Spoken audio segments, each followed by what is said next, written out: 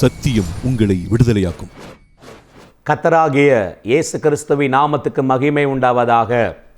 சத்தியம் உங்களை விடுதலையாக்கும் என்ற நிகழ்ச்சிக்கு அன்போடு கூட உங்களை வரவழைக்கிறேன், வாழ்த்துகிறேன்.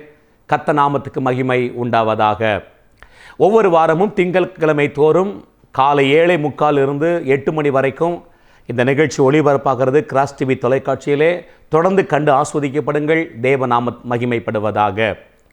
கடந்த 2 வாரமாக லூக்கா எழுதின சுவிசேஷம் 12வது அதிகாரம் 24-25 மையமாக வைத்து நாம் தியானித்து வருகிறோம். நம்முடைய தியானத்தின் தலைப்பு காகங்களை கவனித்து பாருங்கள். ஆண்டவர் சொன்ன வார்த்தை அது.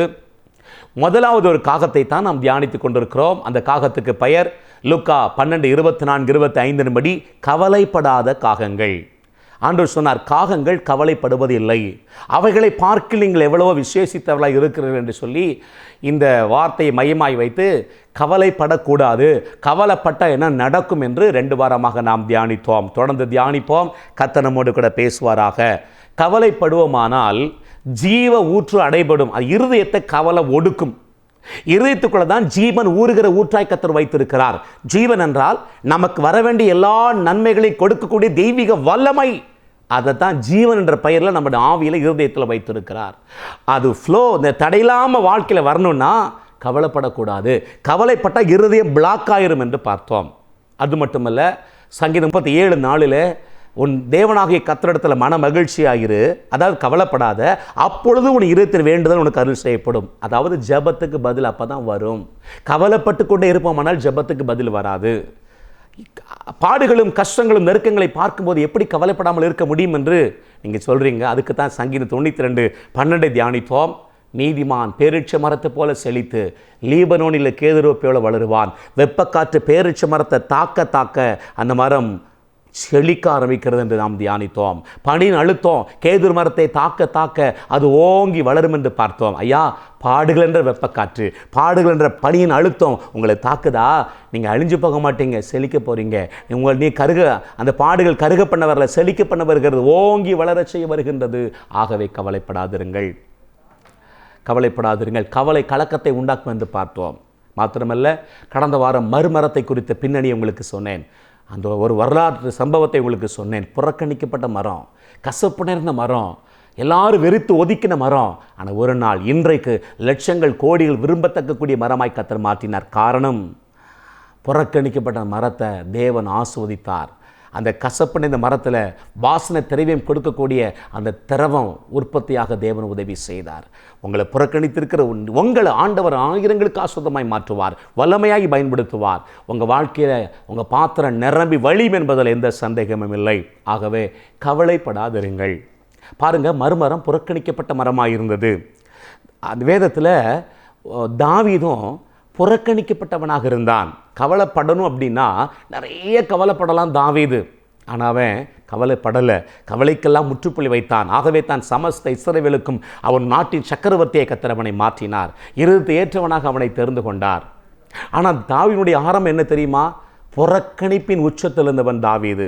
நான் ஏற்கனவே மறுமரத்தை பற்றி சொன்னேன். தல்முத் இந்த தோல் சுருள் எழுதப்பட்ட இஸ்ரவேலரின் பாரம்பரியங்கள், அதில் தான் அந்த மறுமரத்தை பற்றி சொன்னேன். இந்த தாவீதை பற்றியும் அங்கே எழுதப்பட்டிருக்கிறது. வேதாகம ஆசிரியர்கள் அதை பற்றி சொல்லுகிறார்கள். கவனியுங்கள். இந்த தாவீது ஈசாய்க்கு பிறந்த கடைசி மகன், அதாவது 8வது மகன். ஆக்சுவலாக ஈசாய்க்கு 7 பிள்ளைகள் முதலாவது இருந்தார்கள். இந்த ஈசா யார் தெரியுமா? அவன் ஒரு பெரிய ஐஸ்வர்யவான், பணக்காரன். பெத்லெகேமில் பெரிய ஐஸ்வர்யவானாய் காணப்பட்டான். அந்த பெத்லெகேமில் அந்த ஆலோசனை சங்கத்திலே அவன் தலைவனாக இருந்தான். தலைமை பொறுப்பில் அவன் இருந்தான். ஒரு நாள் அந்த சின்ன கிராமத்தில் ஒரு பெரிய சலசலப்பு உண்டானது. இந்த ஈசாயை, அதாவது தாவீதின் தகப்பன் ஈசாயை நம்ம தலைமை பொறுப்பில் வைக்க அவனுக்கு தகுதி இல்லை. அவன் செல்வந்தனாக இருக்கலாம், ஆனால் முழு யூதன் இல்லை என்று ஒரு காரியத்தை முன்வைத்து வாதாடினார்கள். அதாவது ரூத்துக்கும் போவாசுக்கும் பிறந்தவன் ஓபேத், ஓபேத்துக்கு பிறந்தவன் ஈசாய், ஈசாய்க்கு பிறந்தவன் தாவீது. தாவீதுடைய தகப்பன் ஈசாய், ஈசாயின் தகப்பன் ஓபேத். ஓபேத்தின் தாய் யார் என்றால் மோவாபிய பெண்மணி. அதாவது தாவீதினுடைய தாத்தாவுக்கு அப்பா போவாஸ், ரூத். வம்புக்கு இழுக்கிறாங்க. என்ன இழுக்கிறாங்கன்னா, போவாஸ் ஒரு முழு யூதன், ஆனால் இந்த மோவாபிய பெண்மணியாகிய ரூத்தை நாம் எப்படி யூத பெண்மணி என்று ஏற்றுக்கொள்ள முடியும்? அவள் ஒரு அருவருக்கப்பட்ட விபச்சாரக்காரர், மோகக்காரர் என்று அழைக்கப்படுகிற மோவாபிய பெண்மணி அல்லவா? அந்த வம்சத்தில் வந்த அந்த ஈசாயை எப்படி நாம் தலைமை பொறுப்பில் வைக்க முடியும் என்று சொல்லி தலைமை பொறுப்பிலிருந்து, ஆலோசனை சங்கத்திலிருந்து அவனை தள்ளி வைத்தார்கள், ப்ரமோட் பண்ணினார்கள். மாத்திரமல்ல, ஈசாயின் மனைவியை அழைத்து, அதாவது தாவீதின் தாயை அழைத்து சொன்னார்கள், இந்த ஈசாய் யூதன் இல்லை, முழு யூதன் கிடையாது, அவனோடு நீ சேர்ந்து வாழக்கூடாது என்று ஈசாயின் மனைவியை பிரித்து வைத்தார்களாம். பாருங்கள், ஈசாய்க்கு பெரிய அவமானம், பெரிய துக்கம். ஆகவே இவனுக்குள்ள ஒரு எண்ணம் வந்தது, நானும் மோசே நியாயப்பிரமாணத்தை கை கொள்ளுகிறவன் தான் என்று இந்த ஜனங்களுக்கு நிரூபித்து காண்பிக்க வேண்டும், நானும் ஒரு யூதன் தான் என்பதை நிரூபிக்க வேண்டும் என்று சொல்லி தப்பான ஒரு ஆலோசனையை ஆலோசித்து நிறைவேற்ற ஆரம்பித்தான். என்ன தெரியுமா?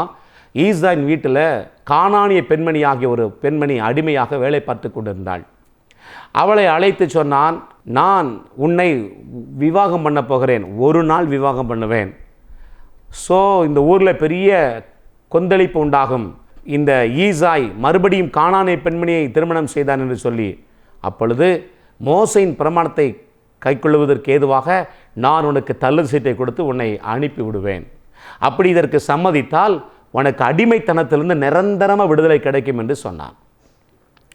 ஈசாய் தன் வீட்டில் வேலைக்காரியாக இருந்த, அடிமையாக இருந்த கானானிய பெண்மணியிடத்தில், இந்த கானானிய பெண்மணி நேராக அவளுடைய நாச்சார் அண்டைக்கு போய், அதாவது ஈசாயின் மனைவிட்ட போய், தாவீதின் தாயிட்ட போய் சொன்னான், இப்படி எஜமான் சொல்லுகிறார் அம்மான்னு சொல்லும் பொழுது, அந்த ஈசாயின் மனைவி சொன்னால், நீ சரி என்று ஒத்துக்கொள், ஆனால் விவாக நாள் அன்று நீ போகாத, நானே அந்த திருமணத்துக்கு போய்விடுகிறேன் என்று சொல்லி, அதனால் ஈசாயின் மனைவியே கானானிய பெண்மணி மாறி புறப்பட்டு சென்றார்களாம். தலை முதல் பாதம் வரை பரதா போட்டிருப்பார்கள். விடிய காலம் 3 மணிக்கு தான் திருமணம் நடக்கும். அது ஏதோ ஒரு மூலையில் லைட் எரியும், அவ்வளவுதான், சின்ன விளக்கெரியும். பாருங்கள், இந்த ஈசாய் குறிப்பிட்ட நாளிலே கானானிய பெண்மணி என்று நினைத்து தன் மனைவியிடத்தில் சேர்ந்தான். விடிய காலமான பொழுதுதான் தெரிகிறது இது கானானிய பெண்மணி அல்ல, தன் மனைவி என்று சொல்லி. வெளிச்சம் வெளியே வருவதற்கு முன்னாடி ஒருவரை விட்டு ஒருவர் பிரிந்து வீட்டுக்கு போய்விட்டார்கள். பாருங்கள், அன்றையிலிருந்து சில மாதங்களிலே அந்த பெத்லகேமிலே கிராமத்தில் ஒரு பெரிய குழப்பம் வருகிறது.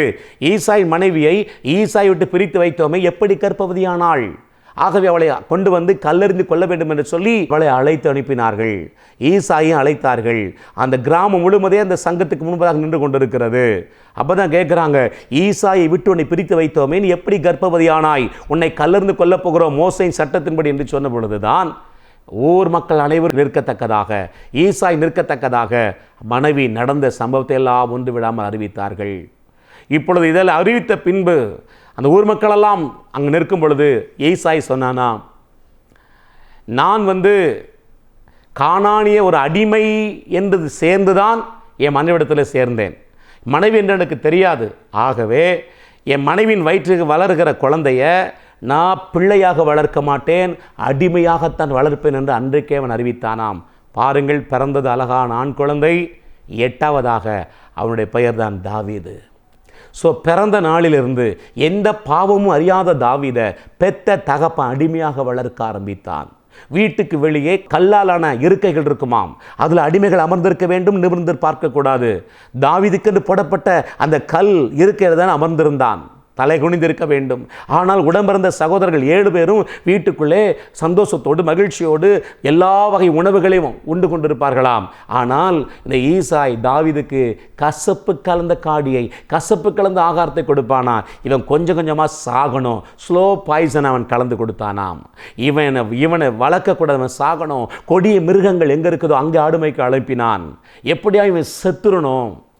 இந்த தாவீது அந்த சின்ன கிராமத்தில் பிரபுக்கள்கிட்ட போய் சொல்லுவானா, சங்கத்தில் இருக்க தலைவர்கிட்ட போய் சொல்லுவானா, நான் என்ன தப்பு பண்ணேன், எங்கள் அப்பாவுக்கு பிள்ளையாக தானே பிறந்தேன், ஏன் தகப்பன் என்னை புறக்கணிக்கிறார், என் சகோதரர்கள் ஏன் என்னை புறக்கணிக்கின்றார்கள்? அவன் சொல்லுகிறான், பின்னாட்களில் மனுஷனை நம்புவதை பார்க்கலாம் கர்த்தர் பேர் நம்பிக்கை இருப்பதை நலம் என்று சொல்லுகிறான். பாருங்கள், ஊர் புறக்கணித்தது, உற்றார் புறக்கணித்தார்கள், சொந்த குடும்பம் புறக்கணித்தது, தாய் தகப்பன் புறக்கணித்தார்கள், உடன்பந்த சகோதரரும் அவனை புறக்கணித்தார்கள். புறக்கணிப்பின் உச்சத்தில் இருந்தவன் தாவீது, தள்ளப்பட்டவன் தாவீது. பாருங்கள், இந்த நிலைமையில தான் ஆண்டவர் சாமுவேல் தீர்க்கதரிசியை ஈசாய் பெத்லெகேமுக்கு அனுப்பினார். ஈசாயிட்ட போய் சாமுவேல் தீர்க்கதரிசி சொல்லுகிறான், உன் பிள்ளைகளை ஒருவனை கர்த்தர் ராஜாவை தெரிந்து கொண்டார், எல்லாரும் அழைத்து வா. 7 பேரை அழைத்து வந்தான். எல்லா வாட்ட சட்டமாக இருக்கிறாங்க. எலியா கம்பீரமாக வர்றான். ஆண்டு சொன்ன இவன் நல்லன்னாரு. எலியா எலி மாதிரி திரும்பி போயிட்டான். 2 சம்மா வருகிறான், இவனும் அல்ல, சும்மா போயிட்டான். 7 பேரையும் கர்த்தர் ரிஜெக்ட் பண்ணார். உடனே சாமுவேல் கேட்குறான், உனக்கு இவ்வளோ தான் பிள்ளைகளா? அவன் சொல்ல, இல்லைன்னு ஒருத்தர் இருக்கிறான், அவன் ஆடு மேய்ச்சிட்டு இருக்கிறான். அவன் சொன்னான், அவன் வர்ற வரைக்கும் நான் புசிக்க மாட்டேன். பாருங்கள், 7 பிள்ளைகளையும் சுத்திகரித்து வர சொன்ன சாமுவேல் மந்தையிலிருந்து வேர்க்க விறுவிற்க ஓடி வருகிறான். அவனை சுத்திகரிக்க சொல்லவில்லை, ஏனென்றா உள்ளம் சுத்தமாக இருக்கிறது. ஆண்டவர் சொன்னார், இவன் தான் அவன் அபிஷேகம் பண்ணு. பாருங்கள், ஊரார் மத்தியிலே, சொந்தங்கள் மத்தியிலே, புறக்கணித்தவர்கள் மத்தியிலே சாமுவேல் அவனை ராஜாவாக அபிஷேகம் பண்ணினான். Praise the Lord Jesus. அப்பொழுது அவன் பாடின பாடல்தான் சங்கீதம் 118. எல்லாருக்கும் முன்னாடி சொல்லுகிறான், தகப்பனை பார்த்து சொல்லுகிறான், நீயோ என்னை விழும்படிக்கு தள்ளினாய், கர்த்தரோ என் மேல் ஆதரவாக இருந்தார். அந்த ஈசாய் சொல்லியிருந்தான், தேசிய பிறக்க போகிற குழந்தையினாலே வீடு கட்டப்படாது, 7 பேரால் தான் வீடு கட்டப்படும் என்று சொன்னான். அவன் சொல்கிறான், வீடு கட்டுகிறவர்கள் ஆகாதுன்னு தள்ளின கல்லே மூளைக்கு தலைக்கல்லாயிற்று, இது கர்த்தராலே ஆயிற்று, நம்முடைய கண்களுக்கு ஆச்சரியம். பாருங்கள், சங்கீதம் 118 சாமுவேல் எல்லாருக்கும் முன்னாடி ராஜாவை அபிஷேகம் பண்ணும்போது பாடின பாடல் அது. படித்து பாருங்கள். அவன் பட்ட பாடுகள்லாம் சொல்லுவான். என் எலும்புகளை என்ன கொடுமானா என்னலாம், பாசான் தேசத்து பலத எருதுகள் என்னை சூழ்ந்து கொண்டது. என்ன அப்படி தான் அனுப்பினான் சாகணும்னு சொல்லி. பாருங்க, புறக்கணிக்கப்பட்ட தாவீது, நசுக்கப்பட்ட தாவீது, ஒதுக்கப்பட்ட தாவீது, தள்ளப்பட்ட தாவீதை கர்த்தர் தேடி வந்தார், கர்த்தர் தூக்கி எடுத்தார், அவனை ராஜாவாக உயர்த்தினார். பாடுகள் வருதுன்னு கவலைப்படாதீங்க. வாழ்க்கையில் நெருக்கம், கஷ்டம், கண்ணீர்னு சோர்ந்து போகாதீங்க. கவலைக்கு முற்றுப்புள்ளி வைத்து விடுங்க. தாவீதின் தேவன் நம்முடைய தேவனாக இருக்கிறார், உங்களுடைய தேவனாக இருக்கிறார். தள்ளப்பட்ட உங்களை மூளைக்கு தலைக்கல்லாய் மாற்றப் போகிறார். யாமேன், புறக்கணிக்கப்பட்ட உங்களை லட்சங்களுக்கு ஆயிரங்களுக்கு பிளஸிங்காக மாற்றப் போகிறார். யாமேன், உங்கள் தேவனுடைய கரம் உங்களை உயர்த்தப் போகிறது. புகழ்ச்சியின் கீர்த்திலும் மகிமையிலும் உங்களை சிறந்திருக்கும்படி செய்வார். கவலை மட்டும் படாதீங்க, ஸ்தோத்திரம் பண்ணிகிட்டே இருங்க. சில நேரம் எதுவும் பேசாதீங்க, அமைதியாக இருந்துருங்க.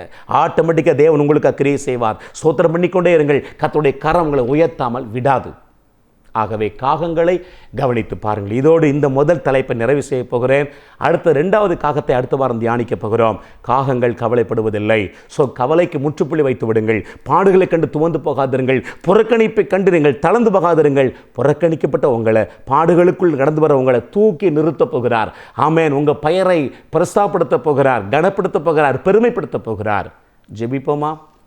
கிருபை நிறைந்த அன்பு தகப்பனே, கர்த்தராகிய இயேசுவின் நாமத்தில் உம்மை துதிக்கிறோம். இயேசப்பா, காகங்களை கவனித்து பாருங்கள் சொன்னீர். ஆண்டவர், வேதத்தில் முதல் காகம் கவலைப்படாத காகம் என்று பார்த்தோம். உம்முடைய பிள்ளைகள் கவலைக்கு முற்றுப்புள்ளி வைத்து வெற்றியுள்ள வாழ்க்கை வாழ உதவி செய்யுங்க. நிறைய பேருடைய ஜெபத்துக்கு பதில் வராமல் போனதுக்கு காரணம் கவலை என்று பார்த்தோம். உங்கள் மேலே வச்சு ஏற்ற காலத்தை உயர்த்துகிற பலத்த கருத்துக்கு அடங்கியிருந்து துதித்து கொண்டிருக்க, விசுவாசத்தில் உறுதியாக இருக்க கிருபை செய்யுங்க. இயேசு கிறிஸ்துவின் நாமத்தில் பிதாவே, ஆமேன், ஆமேன். Praise Lord. God bless you. கர்த்தர் உங்களை ஆசீர்வதிப்பாராக. ஆமென். Pastor S. ராஜேஷ், இயேசுவின் இரத்தக்கோட்டை, நல்ல சமாரியன் ஐக்கிய ஊழியங்கள், 15/272/1, பெரிய செல்வம் நகர், தாளமுத்து நகர் பகுதி, சிலுவைப்பட்டி, தூத்துக்குடி.